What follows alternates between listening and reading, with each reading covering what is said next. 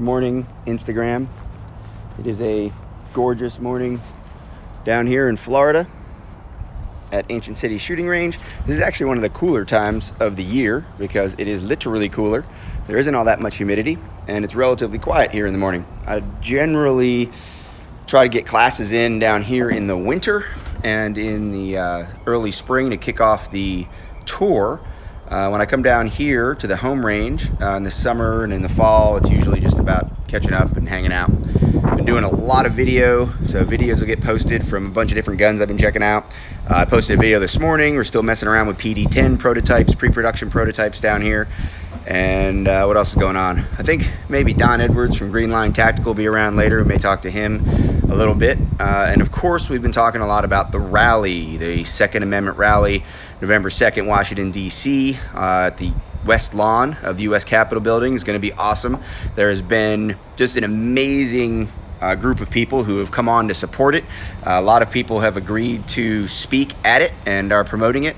And really, this has been about a month in the making. I found out about the effort, I guess, early August, and a group of us started getting on conference calls talking about it. And good, glad to be there. Defensive firearms instructor. And then we get, I guess the permit, I actually looked yesterday because somebody was talking about, oh, I knew about this 6 months ago. I don't know what somebody thought they knew about 6 months ago, but the rally permit was applied for on August 13th. So a lot of people have talked about this being the last minute, right? And it is. It's absolutely. It was when at the end of the summer, we started seeing a big push for more gun control, new gun control initiatives. And there was a lot going on in the community. There was a lot of talk this summer, obviously, about the gun lobby being individuals, being 100 million plus American gun owners and not any one organization or one set of talking heads or pieces of rhetoric or whatever. So it was kind of a combination of things. It was the We Are the Gun Lobby movement. It was the urgency of trying to push back as American gun owners against the initiatives for new gun control and assault weapons ban and all these things. And November 2nd was open. So that was the date that we applied for the permit for. And I and others have been working very closely with the Capitol Police in DC to make sure that we could secure those permits and, be kind of I's dotted and T's crossed as far as all that goes. And then we started spreading the word. Jeff Knox was another one of the committee members who's been out in public talking about it. Most of this is funded. No, it's all funding. All the funding is anonymous. And most of the people on the committee have remained anonymous. The important thing here is that it's a grassroots effort, right? It's not about any organization getting credit, any individual getting credit, any company sponsoring it. There's no sponsors. There aren't going to be banners. There aren't going to be sponsors' names on a bunch of free t-shirts or anything like that. So it really is all about people getting there. The speakers aren't being paid. Speakers are all getting themselves there. I know a couple of them have maybe started some GoFundMes or things like that, or they've been doing some sales. I know a lot of attendees that have companies related to the gun world, whether it's like t-shirt companies, patch companies, whatever, have put some stuff out on sale and said, hey, help us fund a trip. Some of the organizations around the country are filling buses. I know the first one to do that was the Connecticut state level gun rights organization. Holly up there organized the first bus that I'm aware of, and I know there's a few others being organized.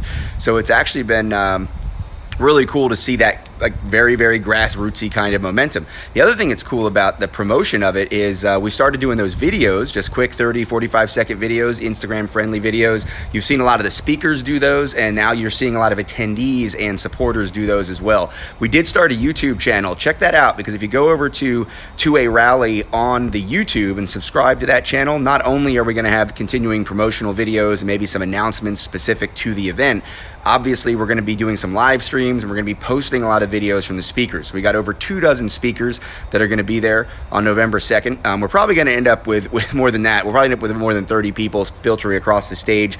Some of the local organizations get some of the leadership up there to thank people for coming into the Mid-Atlantic region, into the greater DC region. There's some other people that we know are coming that we want to recognize for the work that they've done inside of the community. And then we'll just kind of get as many people up there as we can. It's going to be a tight schedule. It's 1 o'clock to 4 o'clock in the afternoon. Of course, people may start gathering a little bit early. We're going to be there that morning setting up. I know some people have set up some meet and greets for their followers as well. Kevin Dixie and Carrie Sloan were one of the first ones. I think they were the first ones to do that, to say to their followers, hey, do this or do that. Let us know in the comments or post publicly, and we'll make sure that we're going to get together and have a meet and greet breakfast. So they're actually doing a breakfast on the November 2nd morning. Hey, Becky, anything you can do, really, it's like share these videos, share the videos at the YouTube channel, share at 2A Rally, the Instagram channel. Make sure people go to secondamendmentrally.com. That's really important too. Secondamendmentrally.com has a registration. Now, one of the things that's come up, we had a committee phone call. We do our conference call at least once a week. We had one last night, and we all redoubled our commitment to the idea that this registration list, the email list that goes with that, is going to be destroyed. The week after the event, where we'll send out some follow-ups, we'll send out some information, but once we feel like, okay, the follow-up's done, the videos are posted, we let everybody know what they need to know, that's going to get shut down. That whole email list is just going to get deleted. And that was an agreement that the entire committee had. The only reason really to set up the registration, of course, is so that we know people want to do this, right? Now, we've got thousands of people. I think we're up around 5,000 people total across all the various places people can register. Our goal for this has been stated as 5,000 to 10,000. I'm just going to get out of the sun a little bit.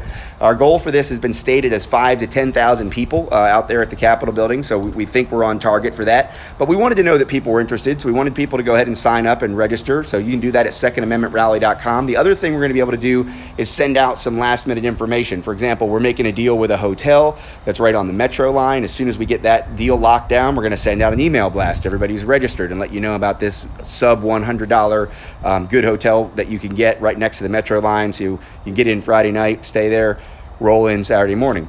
Other announcements, other things like parking. Maybe there's buses. There's one group we know right now that has 2 buses filled. If there's a bus looking to get some people filled, we might send out an email. Hey, anybody in the North Carolina area, there's a bus leaving from Charlotte or whatever. So there's other things that are going to go out through that email list. There were reasons to have that, including letting media know, right? So we're full up on speakers. We're not really trying to sell anything to speakers and say, hey, trust us, there's going to be people there. But the media, they're going to ask us how many people we're expecting.